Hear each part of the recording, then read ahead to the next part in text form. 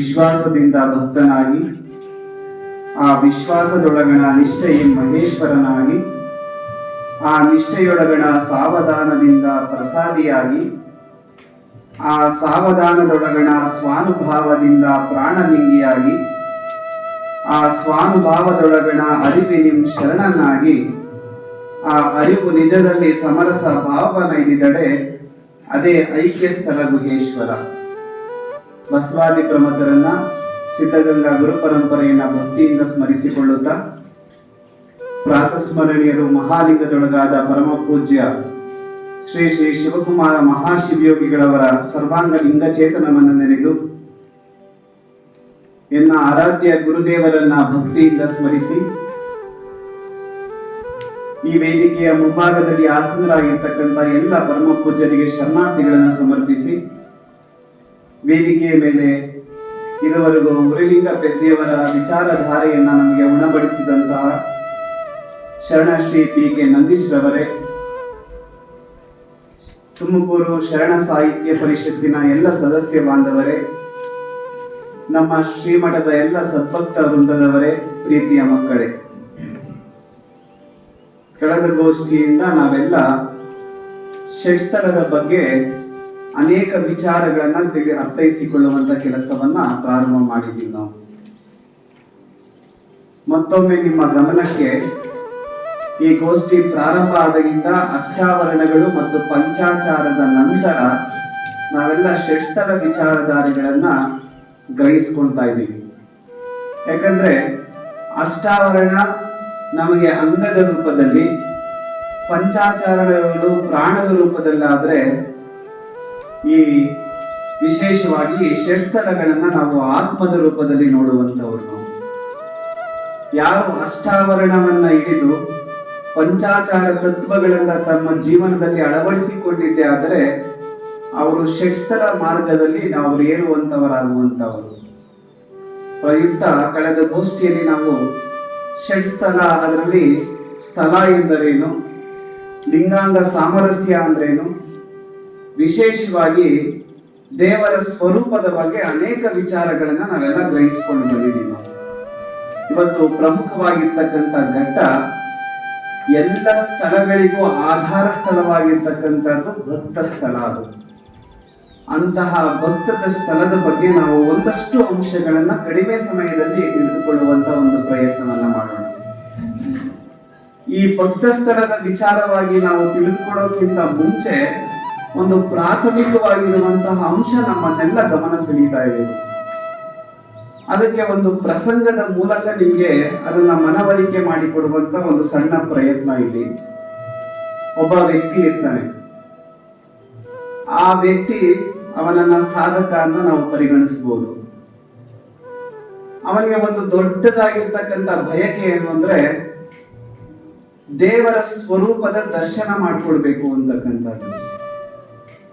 ನಾನಾ ರೀತಿಯಲ್ಲಿ ಅವನು ಪ್ರಯತ್ನವನ್ನ ಮಾಡ್ತಾನೆ. ಅವನಿಗೆ ಭಗವಂತನ ಸ್ವರೂಪ, ಆತನ ದರ್ಶನ ಆಗೋದಿಲ್ಲ. ಆ ವಿಫಲತೆಯನ್ನ ಕಂಡಂತಹ ಸನ್ನಿವೇಶದಲ್ಲಿ ಒಬ್ಬ ಅಧ್ಯಾತ್ಮದ ಗುರುಗಳನ್ನ ಹುಡ್ಕೊಂಡು ಹೋಗ್ತಾನೆ ಅವನು. ಆ ಮಹಾತ್ಮರನ್ನ ಕಂಡು ತನ್ನ ಬಯಕೆಯನ್ನ ಆತನ ಮುಂದೆ ವ್ಯಕ್ತಪಡಿಸ್ತಾನೆ. ಸ್ವಾಮಿ, ನೀವು ಭಗವಂತನನ್ನ ನೋಡಿದ್ದೀರಾ ಅಂತ ಪ್ರಶ್ನೆ ಮಾಡಿದಾಗ ಆ ಮಹಾತ್ಮರು ಹೇಳ್ತಾರೆ, ಹೌದು, ನಾನು ಭಗವಂತನನ್ನ ನಾನು ದರ್ಶನ ಮಾಡಿದ್ದೀನಿ ಅಂತ ಹೇಳಿ. ಅವನಿಗೆ ತುಂಬಾ ಸಂತೋಷ ಆಗುತ್ತೆ. ನನಗೆ ಇದುವರೆಗೂ ನನ್ನ ಪ್ರಯತ್ನದ ಹಾದಿಯಲ್ಲಿ ನಾನು ವಿಫಲತೆಯನ್ನ ಕಂಡ ನಂತರ ಒಬ್ಬ ಭಗವಂತನನ್ನು ನೋಡಿರ್ತಕ್ಕಂಥ ಒಬ್ಬ ವ್ಯಕ್ತಿಯ ದರ್ಶನವಾಯಿತು ಅಂತ ಬಹಳ ಸಂತೋಷ ಆಯಿತು ಆತನಿಗೆ. ಆತ ತನ್ನ ಬಯಕೆಯನ್ನ ಅವರ ಮುಂದೆ ವ್ಯಕ್ತಪಡಿಸ್ತಾರೆ. ನಾನು ಭಗವಂತನನ್ನ ಕಾಣಬೇಕು, ಅದಕ್ಕೆ ಏನ್ ಮಾಡಬೇಕು ಅಂತಕ್ಕಂಥ. ಆಗ ಅವರು ಬಹಳ ಸರಳವಾಗಿ ಹೇಳ್ತಾರೆ, ನಿನಗೆ ಭಗವಂತನನ್ನ ಸ್ವರೂಪವನ್ನ, ಆತನ ದರ್ಶನವನ್ನ ನಾನು ಮಾಡಿಕೊಡ್ತೀನಿ, ಆದ್ರೆ ನಾನು ಹೇಳುವಂತ ಕೆಲಸವನ್ನ ನೀನ್ ಮಾಡ್ಬೇಕು ಅಂತಕ್ಕಂಥದ್ದು. ಅದಕ್ಕಿಂತ ಮುಂಚೆ, ಭಗವಂತನನ್ನ ನೋಡೋದಕ್ಕಿಂತ ಮುಂಚೆ ನಿನ್ನಲ್ಲಿ ಭಕ್ತಿಯ ಪರೀಕ್ಷೆ ಆಗಬೇಕು ಅಂತ ಹೇಳಿ. ನಿನ್ನ ಮನಸ್ಸಿನಲ್ಲಿ ಎಷ್ಟರ ಮಟ್ಟಿಗೆ ಭಕ್ತಿ ಇದೆ ಆ ಭಗವಂತನನ್ನ ಕಾಣಲು, ಅದಕ್ಕೆ ಒಂದು ಸಣ್ಣ ಕೆಲಸವನ್ನ ನಾನು ನಿಮಗೆ ಕೊಡ್ತಾ ಇದ್ದೀನಿ. ಏನು ಆ ಕೆಲಸ ಅಂತಂದ್ರೆ, ನಾನು ನಿನಗೆ 6 ಭಾರವಾಗಿರ್ತಕ್ಕಂಥ ಕಲ್ಲುಗಳನ್ನ ನೀಡ್ತೀನಿ.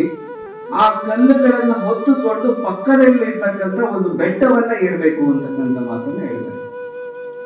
ಇವನಿಗೆ ಬಹಳ ಸಂತೋಷ. ಯಾಕಂದ್ರೆ ಇವನ ಮುಖ್ಯ ಉದ್ದೇಶ ಏನು? ಭಗವಂತನನ್ನ ದರ್ಶನ ಮಾಡಬೇಕು ನಾನು. ಈ 6 ಭಾರವಾಗಿರ್ತಕ್ಕಂಥ ಕಲ್ಲುಗಳೇನು ದೊಡ್ಡದಲ್ಲ ಅಂತಕ್ಕಂಥ ಭಾವನೆಯನ್ನ ಇಟ್ಕೊಂಡು ಬಹಳ ಸುಲಭವಾಗಿ ಒಪ್ಕೊಂಡು ಏನ್ ಮಾಡ್ತಾನೆ, ಬೆಟ್ಟವನ್ನ ಏರುವುದಕ್ಕೆ ಪ್ರಾರಂಭ ಮಾಡ್ತಾನೆ. ಆ ಕಲ್ಲುಗಳನ್ನ ಒತ್ತುಕೊಂಡು ಸ್ವಲ್ಪ ದೂರ ಕ್ರಮಿಸಿದಾಗ ಆಯಾಸ ಆಗ್ಬಿಡುತ್ತೆ ಅವನಿಗೆ. ಎಂತಹ ಆಯಾಸ ಅಂತಂದ್ರೆ ಅವನಿಗೆ ಕುಸಿದು ಬೀಳುವಂತಹ ಆಯಾಸ ಆಗೋಗುತ್ತೆ. ಆ ಪಕ್ಕದಲ್ಲೇ ಇರ್ತಕ್ಕಂಥ ಮಹಾತ್ಮರಿಗೆ ಹೇಳ್ತಾರೆ, ಇಲ್ಲ ನನ್ನ ಕೈ ಇನ್ನ ಒತ್ಕೊಂಡು ಹೋಗೋಕ್ ಸಾಧ್ಯ ಇಲ್ಲ, ಬಹಳ ನನಗೆ ಆಯಾಸ ಆಗ್ತಾ ಇದೆ ಅಂತ ಹೇಳಿದಾಗ ಗುರುಗಳು ಒಂದು ಕಲ್ಲನ್ನ ಇಳಿಸಿ 5 ಕಲ್ಲುಗಳನ್ನ ಹೊತ್ಕೊಂಡು ಹೋಗು ಅಂತ ಹೇಳ್ತಾರೆ. 5 ಕಲ್ಲುಗಳನ್ನ ಹೊತ್ಕೊಂಡು ಹೋಗಕ್ ಪ್ರಾರಂಭ ಮಾಡ್ತಾನೆ. ಮತ್ತಷ್ಟು ದೂರ ಕ್ರಮಿಸಿದಾಗ ಮತ್ತೆ ಅದೇ ಆಯಾಸ ಉಂಟಾಗುತ್ತೆ. ಮತ್ತೆ ಗುರುಗಳ ಹತ್ರ ಹೇಳ್ತಾನೆ, ಇಲ್ಲ ಮತ್ತೆ ನನಗೆ ಆಯಾಸ ಕಾಡ್ತಾ ಇದೆ, ಈ 5 ಕಲ್ಲುಗಳನ್ನ ಹೊತ್ಕೊಂಡು ಹೋಗಕ್ ಸಾಧ್ಯ ಇಲ್ಲ ಅಂತಾನೆ. ಹೋಗ್ಲಿ ಇನ್ನೊಂದು ಕಲ್ಲು ಇಳಿಸಿ 4 ಕಲ್ಲುಗಳನ್ನ ಹೊತ್ಕೊಂಡು ಹೋಗು ಅಂತ ಹೇಳ್ತಾನೆ. ಮತ್ತದೇ ದೂರವನ್ನು ಕ್ರಮಿಸ್ತಾನೆ, ಮತ್ತದೇ ಆಯಾಸ, ಈ ತರ ಪುನರಾವರ್ತನೆ ಆಗುತ್ತೆ. ಕೊನೆಗೆ ಹೋಗ್ಲಿ ಒಂದು ಕಲ್ಲನ್ನಾದ್ರೂ ಹೊತ್ಕೊಂಡು ಹೋಗು ಅಂತ ಹೇಳಿದಾಗ ಬಹಳ ಸಂತೋಷದಿಂದ ಆ ಒಂದು ಕಲ್ಲನ್ನು ಹೊತ್ಕೊಂಡು ಹೋಗ್ತಾ ಇರ್ಬೇಕಾದ್ರೆ ಮತ್ತದೇ ಆಯಾಸ ಉಂಟಾಗುತ್ತೆ. ಹೇಳ್ತಾರೆ, ಸ್ವಾಮಿ ಇಲ್ಲ, ನನ್ನ ಕೈ ಸಾಧ್ಯನೇ ಇಲ್ಲ, ನಾನು ಒಂದು ಹೆಜ್ಜೆನೂ ಮುಂದೆ ಇಡಕ್ ಸಾಧ್ಯ ಇಲ್ಲ, ಯಾಕಂದ್ರೆ ತುಂಬಾ ಭಾರ ಆಗಿದೆ, ಇದನ್ನು ಸಹ ನನ್ನ ಕೈ ಆಯಾಸ ತಡೆಯಕ್ಕಾಗ್ತಾ ಇಲ್ಲ ಅಂದಾಗ ಅವರು ನಕ್ಕು ಒಂದು ಮಾತನ್ನ ಹೇಳ್ತಾರೆ, ಭಗವಂತನ ದರ್ಶನ ಮಾಡ್ಬೇಕಾದ್ರೆ ನೀನು 6 ಕಲ್ಲುಗಳನ್ನ ಸುಲಭವಾಗಿ ಹೊತ್ಕೊಂಡು ಹೋಗ್ತೀನಿ ಅಂತ ಹೇಳಿದ್ರೆ ನಿನ್ ಕೈಯಲ್ಲಿ ಒಂದು ಕಲ್ಲನ್ನ ಹೊತ್ಕೊಂಡು ಹೋಗಕ್ ಸಾಧ್ಯ ಆಗ್ತಾ ಇಲ್ವಲ್ಲ ಅಂತ ಹೇಳಿದ್ರೆ, ಆಗ ಅವನ ಮನಸ್ಸನ್ನ ಅಂತರಂಗವನ್ನ ತೆರೆದಿಸುವಂತ ಕೆಲಸವನ್ನ ಗುರುಗಳು ಮಾಡ್ತಾರೆ. ನೋಡು, ಒಂದು ಕಲ್ಲನ್ನು ಹೊತ್ಕೊಂಡು ಹೋಗೋದೇ ಕಷ್ಟ ಆಗಿದೆ, 6 ಕಲ್ಲನ್ನ ಹೇಗೆ ಹೊತ್ಕೊಂಡು ಹೋಗೋದು? ಭಗವಂತನನ್ನ ದರ್ಶನ ಮಾಡಕ್ಕೆ ನಿನ್ನ ಮನಸ್ಸಿನಲ್ಲೂ ಸಹ 6 ಭಾರವಾಗಿರ್ತಕ್ಕಂಥ ಕಲ್ಲುಗಳಿದ್ದಾವೆ. ಆ 6 ಭಾರವಾಗಿರ್ತಕ್ಕಂಥ ಕಲ್ಲುಗಳು ಯಾವುವು ಗೊತ್ತಾ? ಕಾಮ, ಕ್ರೋಧ, ಲೋಭ, ಮೋಹ, ಮದ, ಮತ್ಸರ. ಇವುಗಳನ್ನ ಏನಂತ ಕರಿತೀವಿ? ಅರಿಷಡ್ ವರ್ಗಗಳು ಅಂತ ಕರಿತೀವಿ. ನಮ್ಮ ಮನಸ್ಸಿನಲ್ಲಿ ಇವತ್ತು 6 ಭಾರವಾಗಿರ್ತಕ್ಕಂಥ ಕಲ್ಲುಗಳಿದ್ದಾವೆ. ಭಕ್ತಿಯ ಶಿಖರವನ್ನ ಏರ್ಬೇಕಾಗಿರೋದ್ರಿಂದ ನಾವು ಈ 6 ಭಾರಗಳನ್ನ ಹೊತ್ಕೊಂಡಿರೋದ್ರಿಂದ ನಾವು ಆ ಶಿಖರವನ್ನ ಏರುವುದಕ್ಕೆ ಸಾಧ್ಯ ಆಗ್ತಾ ಇಲ್ಲ. ಅದಕ್ಕೆ ನಮಗೆ ಭಗವಂತನ ದರ್ಶನ ಇದುವರೆಗೂ ಸಾಧ್ಯ ಆಗ್ತಾ ಇಲ್ಲ. ಅದಕ್ಕೆ ನಾವು ಮಾಡಬೇಕಾಗಿರ್ತಕ್ಕಂಥ ಮೊದಲನೇ ಕೆಲಸ ಏನು ಅಂದ್ರೆ, ಭಕ್ತಿಯ ಶಿಖರವನ್ನ ಏರ್ಬೇಕಾದ್ರೆ ಆ 6 ಅರಿಷಡ್ ವರ್ಗಗಳನ್ನ ಮೊದಲು ಇಳಿಸಿ ನಾವೇನ್ ಮಾಡ್ಬೇಕು ಅಂದ್ರೆ ಭಕ್ತ ಸ್ಥಳವನ್ನ ಏರ್ಬೇಕಾಗಿರುವಂತದ್ದು. ಪ್ರಾಥಮಿಕ ಹಂತದಲ್ಲಿ ಭಕ್ತ ಸ್ಥಳದಲ್ಲಿ ಏರ್ಬೇಕಾದ್ರೆ ನಾವು ಏನ್ ಮಾಡ್ಬೇಕಾಗಿರುವಂತವರು, ಈಗ ಆ ಅರಿಷಡ್ ವರ್ಗಗಳನ್ನ ಇಳಿಸಿಕೊಂಡು ನಾವು ಭಕ್ತ ಸ್ಥಳಕ್ಕೆ ಏರ್ಬೇಕಾಗಿರುವಂತದ್ದು. ಇದು ನಮ್ಮ ಗಮನವನ್ನ ಮೊದಲು ಇಟ್ಕೊಂಡು ನಾವು ಈಗ ಭಕ್ತ ಸ್ಥಳವನ್ನ ಗಮನಿಸಬೇಕಾಗಿರ್ತಕ್ಕಂಥದ್ದು. ಈ 6 ಸ್ಥಳಗಳಿದಾವೆ. ಈಗಾಗಲೇ ನಾವು ನಿಮ್ಗೆ ಪರಿಚಯವನ್ನ ಮಾಡ್ಕೊಂಡಿದ್ದೀವಿ. ಮೊದಲನೇ ಸ್ಥಳ ಯಾವುದು?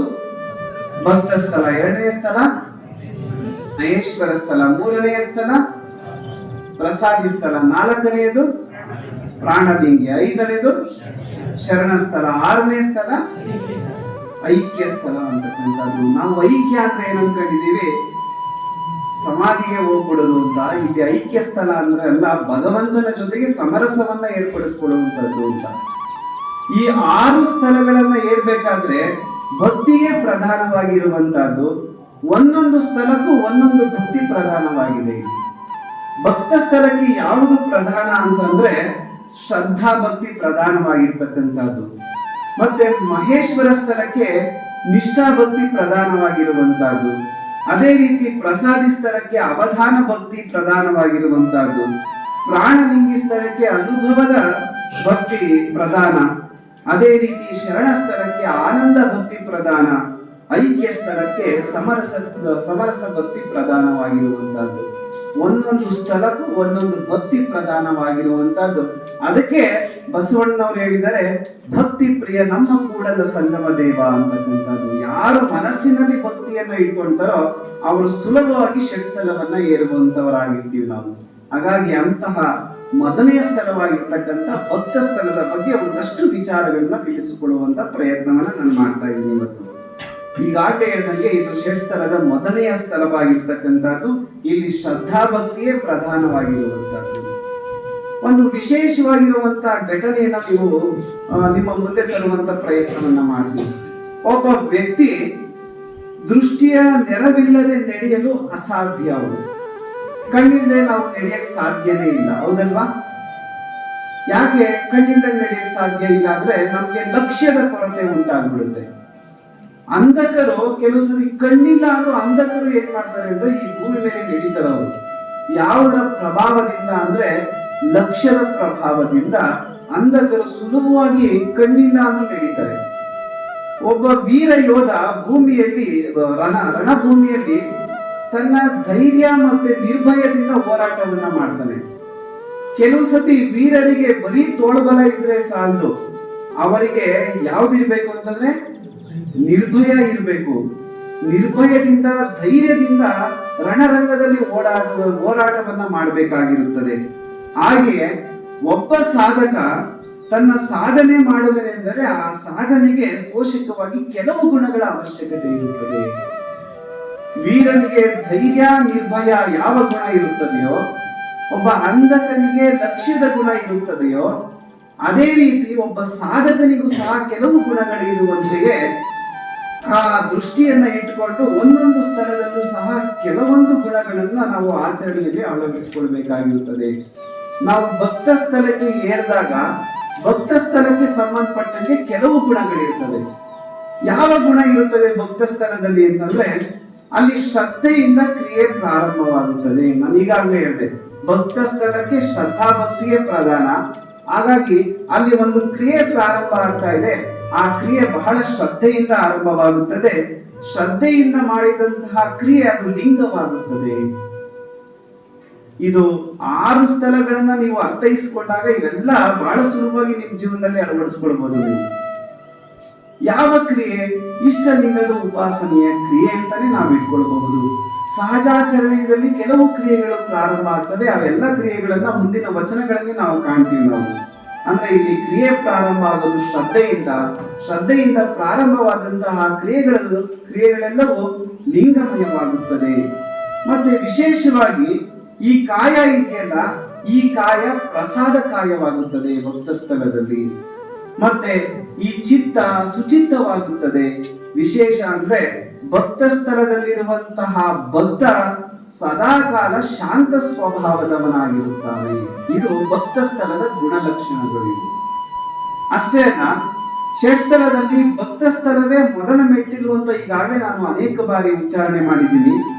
ಆ ಷಟ್ಸ್ಥಳಕ್ಕೆ ಭಕ್ತನೇ ಆಧಾರವಾಗಿರ್ತಕ್ಕಂಥದ್ದು. ಭಕ್ತ ಸ್ಥಳಕ್ಕೆ ಭಕ್ತನೇ ಆಧಾರ. ಆ ಭಕ್ತನಿಗೆ ಶ್ರದ್ಧಾ ಭಕ್ತಿಯೇ ಆಶ್ರಯವಾಗಿರುತ್ತದೆ. ಭಕ್ತಿಯ ಆಶ್ರಯದಿಂದ ಶಕ್ತಿ ವಿಶಿಷ್ಟವಾಗಿರ್ತಕ್ಕಂಥ ಲಿಂಗವನ್ನ ಆ ಭಕ್ತ ಹೊಂದುತ್ತಾನೆ. ಲಿಂಗವನ್ನ ಅರ್ಚಿಸಿ ಲಿಂಗ ಪ್ರಸಾದವನ್ನ ಆತ ಪಡೆಯುತ್ತಾನೆ. ಈ ಸ್ಥಳವು ಕೇವಲ ತಾತ್ವಿಕ ಬೋಧನೆಯನ್ನಷ್ಟೇ ಕಲಿಸುವುದಿಲ್ಲ, ಭೌತಿಕದಲ್ಲಿ ಬಾಳುವಂತಹ ಬಗೆಯನ್ನು ಸಹ ತಿಳಿಸುತ್ತದೆ. ಈ ಭಕ್ತ ಸ್ಥಳದ ಇನ್ನೊಂದು ಗುಣ ಅಂದ್ರೆ ಇದು ಸಕಲ ನಿಷ್ಕಲವೆನಿಸಿದೆ. ಭಕ್ತ ಸ್ಥಳದಲ್ಲಿ ದ್ವೈತವೂ ಸಹ ಅಡಗಿದೆ. ಪೂಜಕ ಭಾವವಿದೆ. ಇಲ್ಲಿ ಶಿವಶಕ್ತಿ ಭಕ್ತಿಗಳ ಕಲ್ಪನೆ ಇದೆ. ಸಾಧನೆ ಸಿದ್ಧಿಗಳಿವೆ. ಕ್ರಿಯಾ ಜ್ಞಾನಗಳ ಅವಕಾಶವಿದೆ. ಇದು ಒಟ್ಟಾರೆ ಭಕ್ತ ಸ್ಥಳದ ಒಂದು ಗುಣಲಕ್ಷಣ. ಇದು ನಾವು ಈಗ ಬಹಳ ಪ್ರಮುಖವಾಗಿ ನಿಜವಾದಂತಹ ಭಕ್ತ ಸ್ಥಳದಲ್ಲಿ ಇದ್ದಾಗ ಆತನ ಗುಣಲಕ್ಷಣಗಳು ಹೇಗಿರ್ತವೆ ಅಂತಕ್ಕನ್ನೋದ್ರ ಬಗ್ಗೆ ನಾವು ಗಮನ ಹರಿಸಬೇಕು. ಅದಕ್ಕೆ ನಮ್ಮ ತೋಂಟದ ಸಿದ್ಧಲಿಂಗ ಯತಿಗಳು ತಮ್ಮ ವಚನದಲ್ಲಿ ಭಕ್ತ ಸ್ಥಳದ ಭಕ್ತನ ಲಕ್ಷಣಗಳನ್ನ ಈ ರೀತಿಯಾಗಿ ನಿರೂಪಿಸಿದ್ದಾರೆ. ಸದಾಚಾರದಲ್ಲಿ ನಡೆಬವನ, ಶಿವನಲ್ಲಿ ಭಕ್ತಿಯಾಗಿಪ್ಪವನ, ಶಿವಲಾಂಛನವ ಕಂಡಲ್ಲಿ ವಂದನೆಗೈಯುವುದಿಪ್ಪನ, ಗುರು ಲಿಂಗ ಜಂಗಮವ ಒಂದೇ ಭಾವದಲ್ಲಿ ಕಂಡು ಭೃತ್ಯಾಚಾರ ಸದಾಚಾರ ಯುಕ್ತನಾಗಿರಬಲ್ಲರೆ ಭಕ್ತ ಸ್ಥಳವಿದೆಂಬೆನಯ್ಯ ಮಹಾಲಿಂಗ ಗುರು ಶಿವಸಿದ್ದೇಶ್ವರ ಪ್ರಭುವೆ ಎಂದು ಹೇಳಿದ್ದಾರೆ. ಈ ವಚನವನ್ನ ಮುಂದೆ ಅರ್ಥೈಸಿಕೊಳ್ಳೋಣ. ಅದರ ಜೊತೆಗೆ ನಮ್ಮ ಮೈಲಾರ ಬಸವಲಿಂಗ ಶರಣರು ಈ ಭಕ್ತ ಸ್ಥಳವನ್ನ ಸೂತ್ರಬದ್ಧವಾಗಿ ವಿವರಣೆಯನ್ನ ನೀಡಿದ್ದಾರೆ.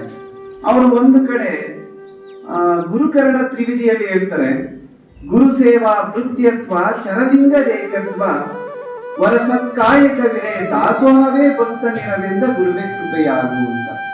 ಅದರ ಅರ್ಥ, ಭಕ್ತನಾಗುವವನಿಗೆ ಗುರು ಸೇವೆ, ಕಿಂಕರ ಭಾವನೆ, ಗುರುಲಿಂಗ ಜಂಗಮರಲ್ಲಿ ಏಕತೆ, ಕಾಯಕ ನಿಷ್ಠೆ ಮತ್ತು ದಾಸೋಹಂ ಭಾವಗಳು ಅವಶ್ಯಕವಾಗಿರಬೇಕು. ಇದು ಭಕ್ತನ ಲಕ್ಷಣಗಳು. ಈ ಸದ್ಗುಣಗಳಿಂದ ಭಕ್ತನು ಶೋಭಿಸುವನು. ಕಾಯಕವಿಲ್ಲದ ಕೈ ಲಿಂಗವನ್ನ ಪೂಜಿಸಲು ಯೋಗ್ಯವಾಗುವುದಿಲ್ಲ. ಅಂತೆಯೇ ಬಸವಣ್ಣನವರು ಒಂದು ಕಡೆ ಹೇಳ್ತಾರೆ, ಮಾಡುವ ನೀಡುವ ಗುಣವುಳ್ಳವನೇ ನಿಜವಾದ ಭಕ್ತ ಎಂದಿದ್ದಾರೆ. ಶಿವಭಕ್ತನು ಲಿಂಗಧಾರಿ ಭಕ್ತರನ್ನು ಕಂಡಾಗ ಸದಾಕಾಲ ಕೈ ಮುಗಿಯಬೇಕಂತೆ. ಅವರು ತಮ್ಮ ವಚನದಲ್ಲಿ ಈ ರೀತಿಯಾಗಿ ಉಲ್ಲೇಖ ಮಾಡಿದ್ದಾರೆ, ಕಂಡ ಭಕ್ತರಿಗೆ ಕೈ ಮುಗಿವಾತನೇ ನಿಜವಾದಂತಹ ಭಕ್ತ ಎಂದಿದ್ದಾರೆ. ಎಷ್ಟು ಅರ್ಥವತ್ತಾಗಿರುವಂತಹ ಮಾತು. ಅದಕ್ಕೆ ನಮ್ಮ ಮಾತೆಯರು ಯಾರಾದ್ರೂ ಸಿಕ್ಕಿದಾಗ ಶರಣು ಶರಣಾರ್ಥಿ ಶರಣು ಶರಣಾರ್ಥಿ ಅಂತ, ಇದು ನಿಜವಾದಂತಹ ಶರಣ ಸತ್ವ. ಯಾರ ಬಾಯಲ್ಲಿ ಸದಾಕಾಲ ಶರಣು ಶರಣಾರ್ಥಿಗಳು ಅಂತ ಉಚ್ಚಾರಣೆ ಆಗ್ತಿದೋ ಅವನು ನಿಜವಾದಂತಹ ಭಕ್ತ. ಇದು ಭಕ್ತ ಸ್ಥಳ ಅಂತಕ್ಕಂಥದ್ದು. ಮತ್ತೆ ವಿಶೇಷವಾಗಿ ಷಟ್ಸ್ಥಲ ಜ್ಞಾನಿಯಾಗಿರ್ತಕ್ಕಂಥ ಚನ್ನಬಸವಣ್ಣನವರು ಈ ಭಕ್ತದ ಸ್ಥಳದ ಬಗ್ಗೆ ತಮ್ಮ ವಚನದಲ್ಲಿ ಈ ರೀತಿಯಾಗಿ ನಿರೂಪಣೆಯನ್ನ ಮಾಡಿದ್ದಾರೆ. ನಿಜವಾದ ಭಕ್ತ ಹೇಗಿರಬೇಕು? ಭಕ್ತ ಸದಾಕಾಲ ಶಾಂತನಾಗಿರಬೇಕು. ತನ್ನ ಕುರಿತು ಬಂದ ಠಾವಿನಲ್ಲಿ ಸತ್ಯವಾಗಿ ನುಡಿಯಬೇಕು. ಗುರುಲಿಂಗ ಜಂಗಮದೆಡೆಯಲ್ಲಿ ನಿಂದನೆ ಇಲ್ಲದಿರಬೇಕು. ಭೂತಹಿತವಹ ವಚನವ ನುಡಿಯಬೇಕು. ಇಲ್ಲಿ ಭೂತಹಿತವ ಅಂದ್ರೆ ಈ ಸದಾಕಾಲ ಪ್ರಾಣಿಗಳು, ಸಕಲ ಜೀವಾತ್ಮರಿಗೆ ಲೇಸನ್ನೇ ಬಯಸಬೇಕು ಅಂತ ಒಂದ್ ಕಡೆ ಬಸವಣ್ಣನವರು ಹೇಳ್ತಾರಲ್ಲ, ಅದೇ ರೀತಿ ಎಲ್ಲ ಪ್ರಾಣಿಗಳಿಗೆ ಹಿತವಾದಂತ ವಚನವನ್ನೇ ನುಡಿಯಬೇಕಂತೆ. ಅದು ಭಕ್ತರ ಸ್ಥಳದಲ್ಲಿ ಇರ್ತಕ್ಕಂಥ ನಿಜವಾದ ಭಕ್ತನ ಲಕ್ಷಣ. ಸಕಲ ಪ್ರಾಣಿಗಳ ತನ್ನಂತೆ ಕಾಣಬೇಕು. ತನು ಮನ ಧನವ ಗುರುಲಿಂಗ ಜಂಗಮಕ್ಕೆ ಸವೆಸಬೇಕು. ಅಪಾತ್ರ ದಾನವ ಮಾಡಲಾಗದು ಅಂದ್ರೆ ಯೋಗ್ಯರಿಗೆ ಮಾತ್ರ ದಾನವನ್ನ ಮಾಡಬೇಕಂತೆ, ಅಯೋಗ್ಯರಿಗೆ ದಾನವನ್ನ ಮಾಡಬಾರದಂತೆ. ಅಂದ್ರೆ ಅಪಾತ್ರ ದಾನವ ಮಾಡಲಾಗದು. ಸಕಲೇಂದ್ರಿಯಗಳ ತನ್ನ ವಶ ಮಾಡಬೇಕು. ಇದೇ ಮೊದಲಲ್ಲಿ ದೇಹ ಶೌಚ ನೋಡ, ಲಿಂಗವ ಪೂಜಿಸಿ ಪ್ರಸಾದವ ಪಡೆವೆಡೆ, ಇದೇ ಸಾಧನ ಕೂಡಲ ಚನ್ನ ಸಂಗಮ ದೇವ ಎಂದಿದ್ದಾರೆ. ಅದ್ಭುತವಾಗಿರುವಂತಹ ಒಂದು ವಚನ. ಇದು ನಿಜವಾದಂತಹ ಭಕ್ತನ ಲಕ್ಷಣ. ಮತ್ತೆ ಅದೇ ಚನ್ನಬಸವಣ್ಣನವರು ಮತ್ತೊಂದು ವಚನದಲ್ಲಿ ಈ ಭಕ್ತ ಸ್ಥಳದಲ್ಲಿರ್ತಕ್ಕಂಥ ನಿಜವಾದಂತಹ ಭಕ್ತನ ಲಕ್ಷಣಗಳನ್ನ ನಿರೂಪಣೆಯನ್ನ ಮಾಡಿದ್ದಾರೆ. ಬಹುಶಃ ಇದೊಂದು ವಚನವನ್ನ ನೀವು ಅರ್ಥೈಸಿಕೊಂಡ್ರೆ ಇಡೀ ಭಕ್ತ ಸ್ಥಳದ ವಿವರಣೆಯಲ್ಲಿ ನಮಗೆ ಸಿಕ್ಕೋಗುತ್ತೆ. ಅದಕ್ಕಾಗಿ ನಾನು ಹೆಚ್ಚು ವಚನಗಳನ್ನ ಇಲ್ಲಿ ತೆಗೆದುಕೊಳ್ಳೋದಕ್ಕೆ ಹೋಗ್ಲಿಲ್ಲ ನಾನು. ಯಾಕಂದ್ರೆ ಭಕ್ತ ಸ್ಥಳದ ವಿಚಾರವಾಗಿ ಸಿದ್ಧಲಿಂಗೇಶ್ವರರು, ಚನ್ನಬಸವಣ್ಣನವರು, ಬಸವಣ್ಣನವರು, ಸಿದ್ದರಾಮೇಶ್ವರರು, ಅನೇಕ ಶರಣರು ಏನ್ ಮಾಡಿದ್ದಾರೆ ಅಂದ್ರೆ ಭಕ್ತ ಸ್ಥಳ ಕುರಿತಾಗಿರ್ತಕ್ಕಂಥ ಅನೇಕ ವಚನಗಳನ್ನ ನಮ್ಗೆ ನೀಡಿದ್ದಾರೆ. ಅಕ್ಕ ಮಹಾದೇವಿಯರು ಸಹ ಈ ವಚನವನ್ನು ನೀಡಿದ್ದಾರೆ. ಆ ಎಲ್ಲ ವಚನಗಳ ಸಂಪೂರ್ಣ ಸಾರ ನಮ್ಮ ಷಟ್ಸ್ಥಲ ಜ್ಞಾನಿಯಾಗಿರ್ತಕ್ಕಂಥ ಚನ್ನಬಸವಣ್ಣನವರು ಒಂದೇ ಒಂದು ವಚನದಲ್ಲಿ ಕೊಟ್ಟಿದ್ದಾರೆ. ಇವತ್ತಿನ ಸಾಮಾಜಿಕ ಪರಿಸ್ಥಿತಿಗೆ ಈ ಒಂದು ವಚನವೇ ಸಾಕು ಭಕ್ತ ಸ್ಥಳಕ್ಕೆ ಅಂತ ನನ್ನ ಭಾವನೆ. ಹಾಗಾಗಿ ಈ ಒಂದು ವಚನವನ್ನೇ ನಾನು ಪ್ರಧಾನವಾಗಿ ಇಟ್ಕೊಂಡು ನಿಮ್ಮ ಮುಂದೆ ಇಡುವಂತ ಪ್ರಯತ್ನವನ್ನ ಮಾಡ್ತಾ ಇದ್ದೀನಿ. ಬಹಳ ತುಂಬಾ ಚೆನ್ನಾಗಿದೆ, ಅರ್ಥಗರ್ಭಿತವಾಗಿರುವಂತದ್ದು. ಎಲ್ಲರೂ ಗಮನವಿಟ್ಟು ಕೇಳಬೇಕು. ಅವರು ಒಂದ್ ಕಡೆ ಹೇಳ್ತಾರೆ, ಶಿವ ಭಕ್ತಿಯುಳ್ಳವಂಗೆ ಕಾಮ ಬೇಡ, ಕ್ರೋಧ ಬೇಡ, ಲೋಭ ಬೇಡ, ಮೋಹ ಬೇಡ, ಮದ ಬೇಡ, ಮತ್ಸರ ಬೇಡ. ನೋಡಿ ಎಷ್ಟು ಚೆನ್ನಾಗಿರುವಂತ ವಚನ ಇದು. ಅರಿಷಡ್ ಮೃಗಗಳು ಬೇಡ ಅಂತ ಹೇಳ್ತಾ ಇದ್ದಾರೆ. ಮುಂದುವರಿದು ಆ ವಚನದಲ್ಲಿ ಶಿವ ಭಕ್ತಿಯುಳ್ಳವಂಗೆ ಕಾಮ ಬೇಕು, ಕ್ರೋಧ ಬೇಕು, ಲೋಭ ಬೇಕು, ಮೋಹ ಬೇಕು, ಮದ ಬೇಕು, ಮತ್ಸರ ಬೇಕು. ಎಲ್ಲರಿಗ ಈಗ ದ್ವಂದ್ವ ಪ್ರಾರಂಭ ಆಯಿತು. ಅಲ್ಲಿ ಬೇಡ ಅಂತ ಹೇಳಿ ಇಲ್ಲಿ ಬೇಕು ಅಂತ ಹೇಳ್ತಾ ಇದ್ದಾರಲ್ಲ, ಅದಕ್ಕೆ ವಚನದ ಸಂಪೂರ್ಣ ಸಾರವನ್ನು ನಾವು ತಿಳಿಬೇಕು. ಹೇಳ್ತಾರೆ ಮುಂದೆ ಆ ವಚನವನ್ನು ಎಷ್ಟು ಅದ್ಭುತವಾಗಿ ಅದನ್ನ ನಿರೂಪಣೆಯನ್ನ ಮಾಡಿದ್ದಾರೆ. ಭಕ್ತ ಸ್ಥಳ ಅಂತಂದ್ರೆ ಇದೊಂದು ವಚನ ನಿಮ್ಮ ಜೀವನದಲ್ಲಿ ಅಳವಡಿಸ್ಕೊಳ್ಬೇಕು ನೀವೆಲ್ಲ. ಅವ್ರು ಹೇಳ್ತಾರೆ, ಬೇಕೆಂಬುದಕ್ಕೆ ಯಾವ ಗುಣ ಇರಬೇಕು ಬೇಕು ಅನ್ನೋದಕ್ಕೆ. ನೋಡಿ, ಕಾಮ ಬೇಕು ಲಿಂಗದಲ್ಲಿ. ಈಗ ನೋಡಿ, ಈಗ ಇದುವರೆಗೂ ಅರಿಷಡ್ ವರ್ಗಗಳು ಬೇಡ ಅಂತ ಹೇಳ್ತಾ ಇದ್ರಲ್ಲ, ಈಗ ಬೇಕು ಅಂತ ಹೇಳ್ತಾ ಇದ್ದಾರೆ. ಕಾಮ ಬೇಕು ಯಾವ್ದ್ರಲ್ಲಿ? ಲಿಂಗದಲ್ಲಿ. ಕಾಮ ಬೇಕು ಲಿಂಗದಲ್ಲಿ, ಕ್ರೋಧ ಬೇಕು ಕರಣಗಳಲ್ಲಿ, ಲೋಭ ಬೇಕು ಪಾದೋದಕ ಪ್ರಸಾದದಲ್ಲಿ, ಮೋಹ ಬೇಕು ಗುರುಲಿಂಗ ಜಂಗಮದಲ್ಲಿ, ಮದ ಬೇಕು ಶಿವಾಚಾರದಿಂದ ಘನವಿಲ್ಲವೆಂದು, ಮತ್ಸರ ಬೇಕು ಹೊನ್ನು ಹೆಣ್ಣು ಮಣ್ಣಿನಲ್ಲಿ, ಇಂತಿ ಷಡ್ಗುಣವಿರಬೇಕು. ಈ 6 ಗುಣ ಇರಬೇಕಂತೆ ನಮ್ಮಲ್ಲಿ. ಇದಕ್ಕಿಂತ ನಾವು ಯಾವ ವಚನವನ್ನ ನೋಡಕ್ ಸಾಧ್ಯ ಇದೆ? ಸಂಪೂರ್ಣವಾಗಿ ಈ ಶರಣರ ಒಂದು ವಚನ ಸಾಕು ನಮ್ಗೆ ಭಕ್ತ ಸ್ಥಳಕ್ಕೆ. ಇವತ್ತು ಸಮಾಜಕ್ಕೆ ಬೇಕಾಗಿರುವಂತಹದ್ದೇ ಇವತ್ತು ಇಂಥ ವಚನಗಳೇ ನಮ್ಗೆ. ಯಾಕಂದ್ರೆ ಇವತ್ತಿನ ಸಂದರ್ಭ, ಸಂದಿಗ್ಧ ಪರಿಸ್ಥಿತಿ, ಇವತ್ತು ಆಗು ಹೋಗುಗಳು, ಇವತ್ತೆಲ್ಲ ನಡೀತಾ ಇರ್ತಕ್ಕಂಥ ಎಲ್ಲ ಘಟನೆಗಳಿಗೆ ಮೂಲ ಔಷಧಿ ಯಾವುದು ಅಂದ್ರೆ ಇದೊಂದೇ ವಚನ ಸಾಕು ನಮ್ಗೆ. ನೋಡಿ ಮುಂದುವರೆದು ಹೇಳ್ತಾರೆ, ಬೇಡವೆಂಬುದಕ್ಕೆ ಯಾವುದು ಗುಣ? ಯಾವುದು ಬೇಡ ನಮ್ಗೆ ಅಂದ್ರೆ, ಕಾಮ ಬೇಡ ಪರಸ್ತ್ರೀಯರಲ್ಲಿ. ಅಲ್ಲಿ ಕಾಮ ಬೇಕು ಲಿಂಗದಲ್ಲಿ ಅಂತ ಹೇಳಿದ್ರು, ಇಲ್ಲಿ ಕಾಮ ಬೇಡ ಪರಸ್ತ್ರೀಯರಲ್ಲಿ ಅಂತ ಹೇಳ್ತಾರೆ. ಕ್ರೋಧ ಬೇಡ ಗುರುವಿನಲ್ಲಿ ಅಂತ ಹೇಳ್ತಾರೆ. ಅಲ್ಲಿ ಕ್ರೋಧ ಬೇಕು ಕರಣಗಳಲ್ಲಿ, ಕರಣಗಳ ವೃತ್ತಿ ಬೇಡ ನಮ್ಗೆ ಅಂತ ಹೇಳಿದ್ರು, ಇಲ್ಲಿ ನಮ್ಗೆ ಕ್ರೋಧ ಬೇಡ ಗುರುವಿನಲ್ಲಿ ಅಂತ ಹೇಳ್ತಾರೆ. ಲೋಭ ಬೇಡ ತನುಮನ ಧನದಲ್ಲಿ. ಅಲ್ಲಿ ಲೋಭ ಬೇಕು ಯಾವ್ದ್ರಲ್ಲಿ? ಪಾದೋದಕ ಪ್ರಸಾದದಲ್ಲಿ ಲೋಭ ಬೇಕು. ಇಲ್ಲಿ ಬೇಡ ಅಂತ ಹೇಳ್ತಾ ಇದ್ದಾರೆ. ಯಾವುದ್ರಲ್ಲಿ ಲೋಭ ಬೇಡ? ತನು ಮನ ಧನದಲ್ಲಿ ಲೋಭ ಬೇಡ ಅಂತ ಹೇಳ್ತಾ ಇದ್ದಾರೆ. ಮೋಹ ಬೇಡ ಸಂಸಾರದಲ್ಲಿ. ಅಲ್ಲಿ ಮೋಹ ಬೇಕು ಯಾರಲ್ಲಿ? ಗುರುಲಿಂಗ ಜಂಗಮರಲ್ಲಿ ಮೋಹ ಬೇಕು ಅಂತ ಅಂದ್ರು, ಇಲ್ಲಿ ಮೋಹ ಬೇಡ ಸಂಸಾರದಲ್ಲಿ. ಮದ ಬೇಡ ಶಿವ ಭಕ್ತರಲ್ಲಿ, ಮತ್ಸರ ಬೇಡ ಸಕಲ ಪ್ರಾಣಿಗಳಲ್ಲಿ. ಇಂತಿ ಷಡ್ಗುಣವನರಿದು ಮೆರೆಯ ಬಲ್ಲಡೆ, ಆತನೇ ಸಹಜ ಸದ್ಭಕ್ತ ಕಾರಣ ಕೂಡಲ ಚನ್ನ ಸಂಗಮ ದೇವ ಅಂತ. ಅದಕ್ಕೆ ಇದು ಒಂದು ವಚನ ಸಾಕು. ಈ ಒಂದು ವಚನ ಹೇಳಿದ್ರೆ ಇಡೀ ಭಕ್ತ ಸ್ಥಳ ಮುಗ್ದೇ ಹೋಯ್ತು ಅಂತಕ್ಕಂಥ ಭಾವನೆ ನನ್ನಲ್ಲಿ ಮೂಡ್ತು. ಅದಕ್ಕೆ ಈ ಒಂದು ವಚನವನ್ನ ನಾನು ತೆಗೆದುಕೊಂಡಿದ್ದೀನಿ. ಮತ್ತೆ ವಿಶೇಷವಾಗಿ ಇದೊಂದು ಇನ್ನಷ್ಟು ಸರಳವಾಗಿ ಹೇಳಿದವರು ನಮ್ಮ ಕೋರಂ ಬಸವರಾಜರು, ನಮ್ಮ ಗುರುಗಳಾಗಿರ್ತಕ್ಕಂಥವ್ರು.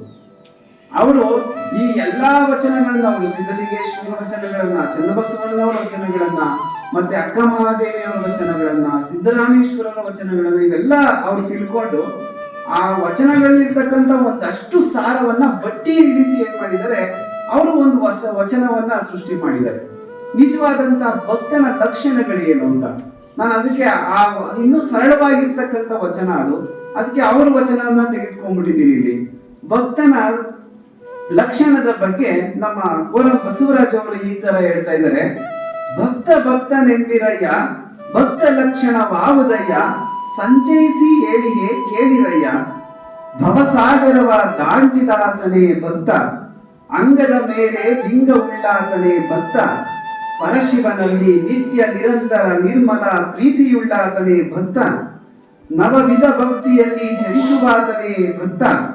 ಸದ್ಗುರುವಿನಿಂದ ಸಂಸ್ಕಾರ ಪಡೆದು ಶುದ್ಧಾಂತಃಕರಣ ಜೀವಿಯಾಗಿ ಸದಾಚಾರಿಯಾದವನೇ ಭಕ್ತ.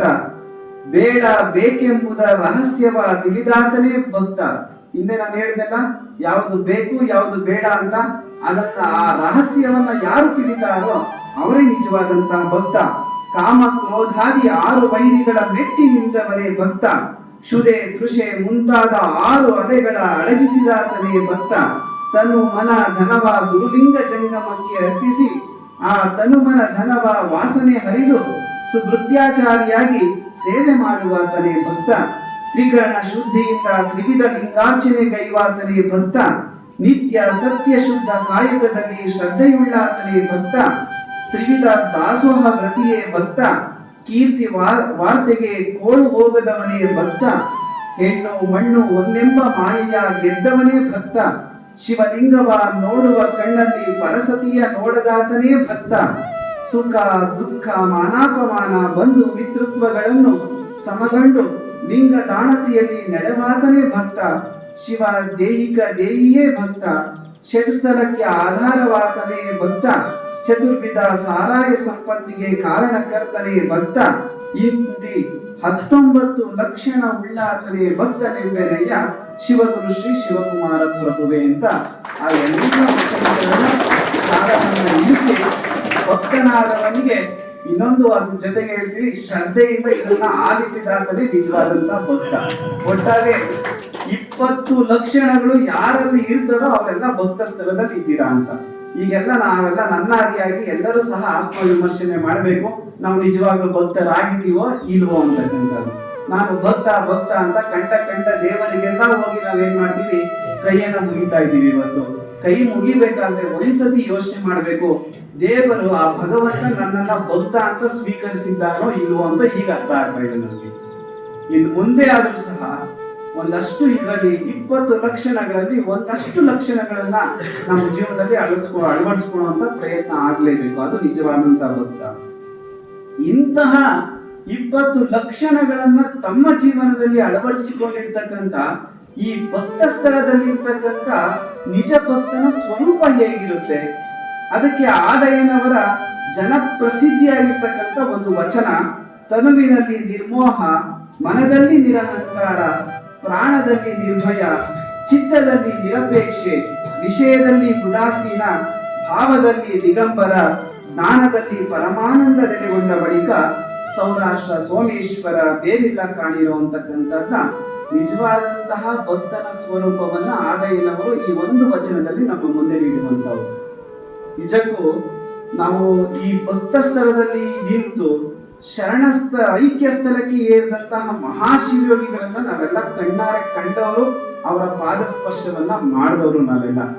ಇಂತಹ ಭಕ್ತ ಸ್ಥಳದ ವಿಚಾರಗಳನ್ನ ನಾವು ನೋಡಿದಾಗ 20 ಲಕ್ಷಣ ಯಾರಲ್ಲಿತ್ತು ಅಂತಕ್ಕಂಥ ಪ್ರಶ್ನೆ, ನಾವು 12ನೇ ಶತಮಾನದಲ್ಲಿ ಇರ್ತಕ್ಕಂಥ ಶಿವಶರಣರನ್ನು ಯಾರೂ ನೋಡ್ಲಿಲ್ಲ. ನಾವೆಲ್ಲ ನೋಡಿದ್ದು ಈ 20 ಲಕ್ಷಣ ಯಾರಲ್ಲಿತ್ತು ಅಂದ್ರೆ ಪರಮ ಪೂಜ್ಯ ಮಹಾಶಿವಯೋಗಿಗಳಾಗಿರ್ತಕ್ಕಂಥ ಶಿವಕುಮಾರ ಮಹಾಶಿವಯೋಗಿಗಳು. ಉತ್ಪ್ರೇಕ್ಷೆ ಇಲ್ಲ ಅಂತಕ್ಕಂಥದ್ದೇ ನನ್ನ ಭಾವನೆ. ಅದು ಈ ಎಲ್ಲಾ ಗುಣಲಕ್ಷಣಗಳನ್ನ ನಾವು ಅವರಲ್ಲಿ ಕಂಡಂತವ್ರು ನಾವೆಲ್ಲ. ಈ ಈ ಈ ಷಟ್ಸ್ಥಳಗಳ ಬಗ್ಗೆ ನಾವು ನೋಡಿದಾಗ ಸದಾಕಾಲ ಒಂದೊಂದು ವಚನವನ್ನ ನೋಡಿದಾಗ ಅದು ಯಾರ ಜೀವನಕ್ಕೆ ತಾಳೆ ಆಗುತ್ತೆ ಅಂದ್ರೆ ನಮ್ಮ ಪೂಜ್ಯರ ಜೀವನಕ್ಕೆ ತಾಳೆ ಆಗಿರುವಂತಹದ್ದು. ಇದು ನಿಜವಾದಂತಹ ಭಕ್ತ ಸ್ಥಳ. ಇಂತಹ ಭಕ್ತ ಸ್ಥಳವೇ ಎಲ್ಲಾ ಸ್ಥಳಗಳಿಗೂ ಆಧಾರವಾಗಿರ್ತಕ್ಕಂಥ ಆಧಾರ ಸ್ತಂಭ ಅಂತಾನೆ ಹೇಳಬಹುದಾಗಿರ್ತಕ್ಕಂಥದ್ದು. ಅದಕ್ಕೆ ಭಕ್ತಿಯೇ ಶ್ರೇಷ್ಠವಾಗಿರ್ತಕ್ಕಂಥದ್ದು. ಮಗ್ಗಿ ಮಾಯದೇವರು ತಮ್ಮ ಶಿವಾನುಭವ ಸೂತ್ರದಲ್ಲಿ ಹೇಳ್ತಾರೆ, ಶಿವ ಅಧಿಕನೋ ಭಕ್ತನ ಅಧಿಕನೋ ಅಂತ ಹೇಳಿದಾಗ ಅವ್ರು ಹೇಳುವಂತ ಒಂದೇ ಒಂದು ಉತ್ತರ ಏನು ಅಂದ್ರೆ ಭಕ್ತನೇ ಅಧಿಕ ಅಂತಕ್ಕಂಥದ್ದು. ಶಿವನಿಗಿಂತ ಭಕ್ತನೇ ಶ್ರೇಷ್ಠ ಅಂತಕ್ಕಂಥ ಮಾತನ್ನ ಹೇಳ್ತಾರೆ. ಅಂತಹ ಭಕ್ತ ಸ್ಥಳದಲ್ಲಿ ನಾವೆಲ್ಲ ನಿಂತ್ಕೊಂಡು ಪ್ರತಿ ಹಂತದಲ್ಲೂ ಸಹ ಒಂದೊಂದು ಸ್ಥಳವನ್ನ ಏರಿ, ನಾವು ಭಕ್ತ ಸ್ಥಳ ಇದ್ರೆ ಅಲ್ಲೇ ನಿಲ್ಲಬಾರ್ದು. ನಾವು ಎಲ್ಲಿಗೆ ಹೋಗ್ಬೇಕು ಅಂದ್ರೆ ಐಕ್ಯ ಸ್ಥಳಕ್ಕೆ ಹೋಗ್ಬೇಕು. ಐಕ್ಯ ಸ್ಥಳದಲ್ಲಿ ಅಲ್ಲೇ ನಿಲ್ಲಬಾರ್ದು. ಪ್ರತಿದಿನವೂ ಸಹ ನಾವೇನು ಮಾಡಬೇಕು, ಭಕ್ತ ಸ್ಥಳಕ್ಕೆ ಮತ್ತೆ ಬರಬೇಕು. ಈ ತರ ನಿರಂತರವಾಗಿ 6 ಸ್ಥಳಗಳನ್ನ ಏರಿದಾಗ ನಮ್ಮ ಜೀವನ ಅದು ಶಿವಸಾಕ್ಷಾತ್ಕಾರವನ್ನ ಪಡೆಯುವಂತ ಜೀವನ ಆಗುತ್ತೆ. ಭಗವಂತನ ನಿಜವಾದಂತ ದರ್ಶನ ಆಗುತ್ತೆ. ಆಗ ನಾವು ಹೇಗಿರ್ತೀವಿ ಅಂತಂದ್ರೆ ಆದಯ್ಯನವರ ವಚನದ ರೀತಿಯಲ್ಲಿ ನಾವಿರ್ತೀವಿ. ನಮ್ಮ ಜೀವನ ಆ ರೀತಿಯಾಗಿರುವಂತದ್ದು. ಪರಮ ಪೂಜ್ಯ ಶಿವಕುಮಾರ ಶಿವಯೋಗಿಗಳವರು ಅವರ ಕೊನೆಯ ಜೀವನ ಕಾಲಘಟ್ಟದಲ್ಲಿ ಅವ್ರು ಹೇಗಿದ್ರು ಅಂದ್ರೆ ಅವ್ರ ಹತ್ರ ಯಾರು ಹೋದ್ರು ಅಷ್ಟೇನೆ, ಅವನು ಒಳ್ಳೆಯವನು ಹೋದ್ರು ಸಹ, ಅವ್ನು ಕೆಟ್ಟವನು ಹೋದ್ರು ಸಹ, ಕಳ್ಳ ಹೋದ್ರು ಸುಳ್ಳ ಹೋದ್ರು ಯಾರು ಹೋದ್ರು ಸಹ ಅವನ್ನ ನೋಡುವಂತ ದೃಷ್ಟಿಕೋನ ಏನಾಗಿತ್ತು, ಒಂದೇ ರೀತಿಯಾಗಿರ್ತಕ್ಕಂಥದ್ದು. ಅದು ನಿಜವಾದಂತಹ ಷಟ್ಸ್ಥಳಗಳು. ಷಟ್ಸ್ಥಳ ಜ್ಞಾನಿಗಳ ನಿಜ ಸ್ವರೂಪವೇ ಆ ರೀತಿಯಾಗಿರ್ತಕ್ಕಂಥದ್ದು. ಅಂತಹ ಷಟ್ಸ್ಥಳದಲ್ಲಿ ಅದು ವಿಶೇಷವಾಗಿ ಭಕ್ತ ಸ್ಥಳವನ್ನ ನಾವೆಲ್ಲ ಆಚರಣೆ ಮಾಡುವಂತವ್ರು ಆಗ್ಬೇಕು ಅಂತಕ್ಕಂಥದ್ದು ಈ ಸಂದರ್ಭದಲ್ಲಿ ಹೇಳಿ, ವಿಶೇಷವಾಗಿ ಇವತ್ತು ಉರ್ಲಿಂಗ ಪೆದ್ದಿಯವರ ಒಂದು ಶಿವ ಬದುಕನ್ನ ಒಂದು ವಚನದ ಮೂಲಕ ಅದನ್ನ ನಿರ್ವಚನ ಮಾಡುವುದರ ಮೂಲಕ ವಿಶ್ಲೇಷಣಾತ್ಮಕವಾಗಿ ನಮಗೆ ಉಣಬಡಿಸಿದಂತವರು ನಮ್ಮ ಶ್ರೀಮಠದ ಸದ್ಭಕ್ತರಾಗಿರ್ತಕ್ಕಂಥ PK ನಂದೀಶ್ವರವರು. ವಿಶೇಷವಾಗಿ ಉರ್ಲಿಂಗ ಪೆದ್ದಿಯವರು ಅಷ್ಟೇ, ಅವರು ಒಂದು ಭಕ್ತ ಸ್ಥಳದಲ್ಲೇ ನಿಂತ್ಕೊಂಡು ಪರಿವರ್ತನೆ ಆದಂತವರು. ಅವರು ವಿಶೇಷವಾಗಿ ಅವರ ಗುರುಗಳು ಯಾರಂದ್ರೆ ಉರ್ಲಿಂಗ ಪೆದ್ದಿ ದೇವ ಅಂತ. ಅವರ ಗುರುಗಳು ಸೂರ್ಯನಿಗೆ ಒಂದು ದೀಕ್ಷೆಯನ್ನು ನೀಡ್ತಾ ಇರ್ತಾರೆ. ಇವನು ಮೇಲ್ಚಾವಣಿಯಲ್ಲಿ ನಿಂತ್ಕೊಂಡು ಆ ದೀಕ್ಷಾ ಕ್ರಮವನ್ನೆಲ್ಲ ಗಮನಿಸ್ತಾ ಇರ್ತಾರೆ. ನೋಡಿ, ಅಲ್ಲಿ ಶ್ರದ್ಧಾ ಭಕ್ತಿ ಇರುತ್ತೆ. ಆ ಶ್ರದ್ಧಾ ಭಕ್ತಿಯಿಂದಲೇ ಅವರ ಕಳ್ಳತನ ಹೋಗಿ ಅವರು ವಿಶೇಷವಾಗಿ ಶಿವಯೋಗಿ ಶಿವಶರಣ ಆಗಿರೋದಕ್ಕೆ ಪರಿವರ್ತನೆ ಆಗುವುದಕ್ಕೆ ಸಾಧ್ಯ ಆಗಿರುವಂತಹದ್ದು. ಅಂದ್ರೆ ನಿಜವಾದಂತಹ ಭಕ್ತ ಸ್ಥಳದಲ್ಲಿರ್ತಕ್ಕಂಥ ಶ್ರದ್ಧಾ ಭಕ್ತಿಯೇ ಪ್ರಧಾನವಾಗಿರುವಂತಹದ್ದು. ಅಂತಹ ಶ್ರದ್ಧಾ ಭಕ್ತಿ ನಿಮ್ಮಲ್ಲಿದ್ರೆ ನಿಮ್ಮ ಮನಸ್ಸಿನಲ್ಲಿರ್ತಕ್ಕಂಥ ಎಂತಹ ಕ್ಲೇಶಗಳು ಸಹ ಪರಿವರ್ತನೆ ಆಗುತ್ತದೆ. ಅಂತ ಒಬ್ಬ ಶರಣ ಶ್ರೇಷ್ಠನನ್ನ ಇವತ್ತು ಚಿಂತನೆ ಮಾಡುವಂತಹ ಒಂದು ಅವಕಾಶವನ್ನ ನಮ್ಮ ಪರಮ ಪೂಜ್ಯ ಗುರುದೇವರು ನಮ್ಮೆಲ್ಲರಿಗೂ ದಯಪಾಲಿಸಿದ್ದಾರೆ. ಅಂತಹ ಶರಣ ಶ್ರೇಷ್ಠರನ್ನ ನಾವೆಲ್ಲ ಇವತ್ತು ಸ್ಮರಿಸಿಕೊಳ್ಳುವಂತ ಕೆಲಸವನ್ನ ನಾವು ಮಾಡ್ತಾ ಇದ್ದೀವಿ.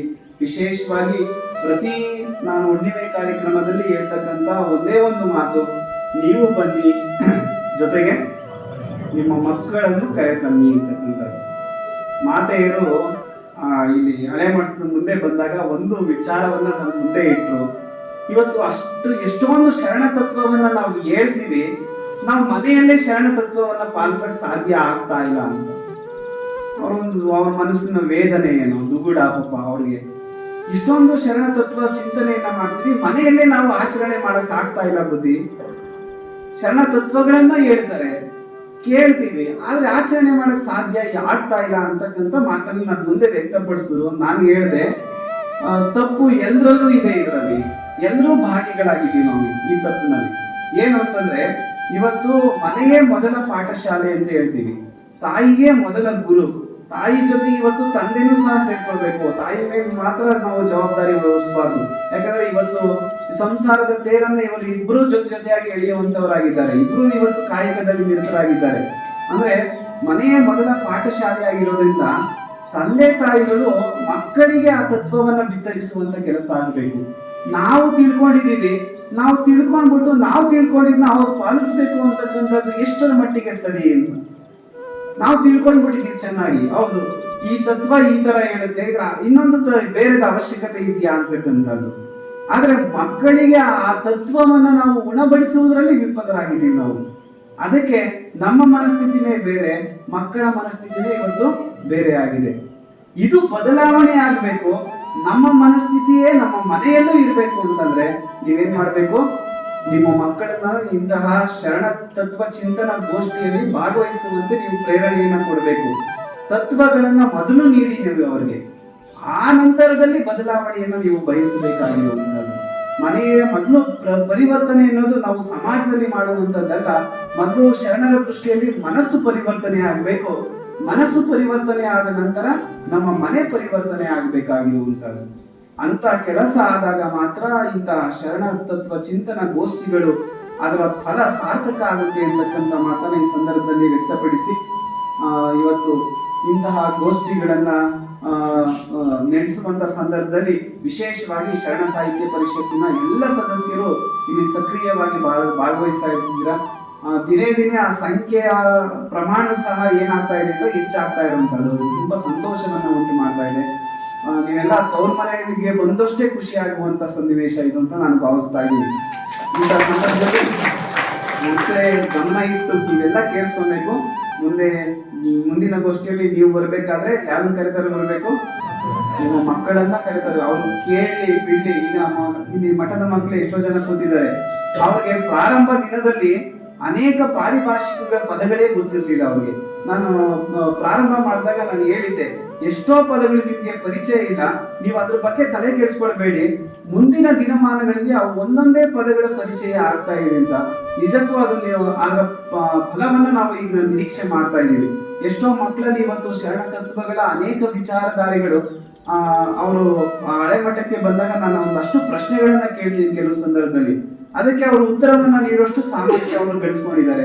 ಇಂಥ ಬದಲಾವಣೆ ನಿಮ್ಮ ಮನೆಯಲ್ಲೂ ಸಹ ಆಗಬೇಕಾಗಿರುವಂತದ್ದು. ಆ ಕೆಲಸ ಆಗುತ್ತೆ ಅಂತಕ್ಕಂಥ ಒಂದು ಭಾವನೆಯನ್ನ ಇಟ್ಕೊಂಡು ಈ ಎರಡು ಮಾತುಗಳನ್ನ ಪೂಜ್ಯರ ಪಾದಗಳಿಗೆ ಸಮರ್ಪಿಸಿ ಎಲ್ಲರ ಅಂತರಾತ್ಮಕ್ಕೆ ಮತ್ತೊಮ್ಮೆ ನಾನು ಶರಣಾರ್ಥಿಗಳನ್ನ ಸಮರ್ಪಿಸುತ್ತೇನೆ.